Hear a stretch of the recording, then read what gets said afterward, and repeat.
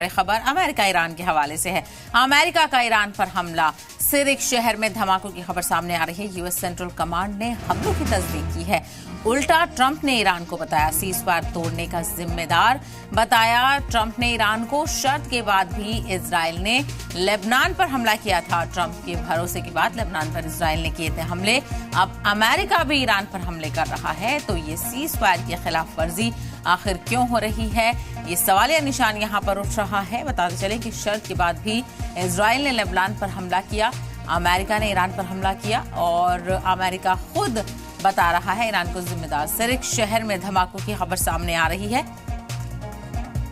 तो ट्रंप ने ईरान को बताया सीज़फायर तोड़ने का जिम्मेदार। ये यहाँ पर एक नया उलटफेर देखने को मिल रहा है। शर्त के बाद भी इजराइल ने लेबनान पर हमला किया था। ट्रंप के भरोसे के बाद भी लेबनान पर हमला हुआ था। अमेरिका ने ईरान पर हमला किया है, तो अमेरिका की तरफ से ईरान पर हमला किया गया है। सिरिक शहर में धमाकों की खबर सामने आई है। यूएस सेंट्रल कमांड ने हमलों की तस्दीक कर दी है। उल्टा ट्रंप ने ईरान को बताया सीज़फायर तोड़ने का जिम्मेदार। तो ट्रंप कह रहे हैं कि ईरान सीज़फायर तोड़ने का जिम्मेदार है।